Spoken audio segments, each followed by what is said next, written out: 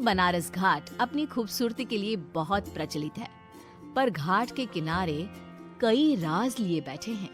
ये कहानी शुरू होती है बनारस के घाट के पास बने ममता निवास से, जहाँ प्रिया लाल जोड़े में ममता के घर उसकी बहू बनकर आती है। आओ आओ बहू, घर को अपने पैरों से पवित्र करो। ममता घर की दहलीज पार कर ही रही होती है कि अचानक एक बहुत गंदी सी बास पूरे घर में फैल जाती है।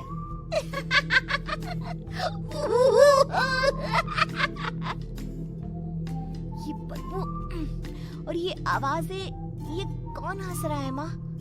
अब ये पड़ोसी ना हमारे थोड़े अलग से। हाँ, हम शाकाहारी और ये मांस मच्छी खाने वाले। छोड़, तू ध्यान मत दे और गृह प्रवेश कर। और हाँ बहू, अपनी सास की एक बात हमेशा याद रखना, इन पड़ोसियों से तो कभी बात नहीं करेगी। अच्छे लोग नहीं है ये। अपनी सास की ये बात मानेगी ना बेटा? हाँ माँ, जो आपकी मर्जी, मैं उनसे बात नहीं करूंगी। अगले दिन प्रिया अपनी पहली रसोई बनाने रसोई घर में जाती है। ये छोटी बात तो नाक में जा रही है। एक काम करती हूँ, खिड़की खोल देती हूँ। प्रिया खिड़की खोलने जाती है। इतने जाले, लगता है इस खिड़की को कभी खोला ही नहीं गया। पर ऐसा क्यों? ओह, नॉन वेज की स्मेल आती होगी ना। 2 मिनट के लिए खोल लेती हूँ, फिर बंद कर दूंगी। प्रिया खिड़की खोलती है। उसकी नजर सामने वाले घर की खिड़की पर पड़ती है, जहाँ एक लड़की खड़ी होती है, हाथों में मेहंदी, लाल रंग की साड़ी, बिल्कुल सजी धजी, मानो प्रिया की तरह ही वो भी नई नवेली बहू हो। वो प्रिया को देखकर मुस्कुराती है। हे भगवान, माँ ने तो इनसे बात करने को मना किया था।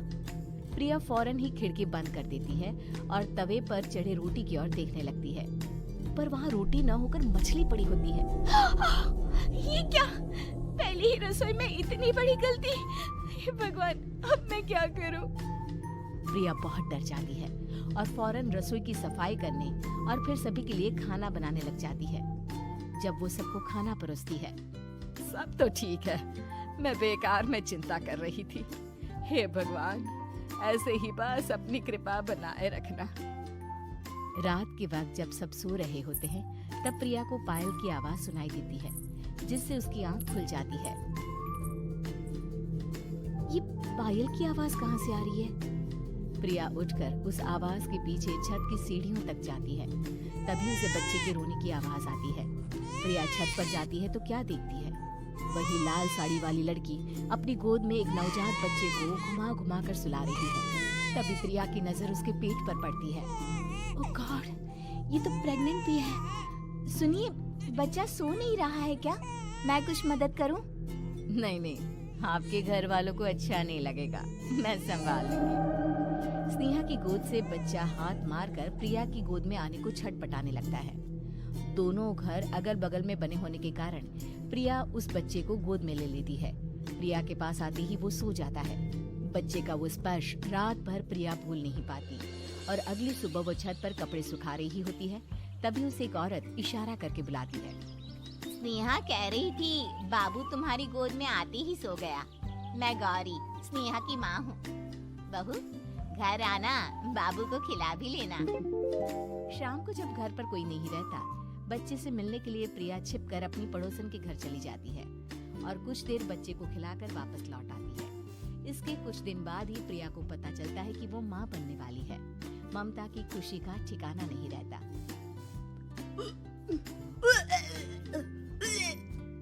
माँ जी, पता नहीं क्यों उल्टी आ रही है। प्रिया भागती हुई वॉशरूम में जाती है तो हरे और लाल रंग की उल्टी करती है। उस उल्टी में से कीड़े निकलते हैं। ये क्या? खून और ये कीड़े! माँ! माँ! प्रिया की आवाज सुनकर ममता दौड़कर आती है, पर बेसिन में कुछ नहीं होता। प्रिया हक्की बक्की रह जाती है। ये सब क्या हो रहा है? प्रिया घबरा जाती है और अपने कमरे में जाकर सो जाती है। डर के कारण वो इतनी थक जाती है कि उसकी आंख लग जाती है। तब उसे ऐसा लगता है उसके पेट पर मानो कोई बैठा हुआ हो। कौन हो? प्रिया के पेट पर एक 5 महीने की बच्ची बैठी हुई थी, जो बुरी तरह जली हुई थी। माँ, तुम ही मुझे लाई ना अपने पेट में? मैं तुम्हारी माँ नहीं हूँ। कौन कौन हो तुम? माँ, देखो मैं जल गई बुरी तरह से। 6 महीने पेट में मुझे नहीं मिला। सहला दो ना माँ। बचाओ, बचाओ, माँ। ममता दौड़कर कमरे में आती है। प्रिया की बातें सुनकर वो सब समझ जाती है। तू कहीं बगल वाले घर में तो नहीं जाकर आई ना बहू? मुझे माफ कर दो, मैं गई थी माँ।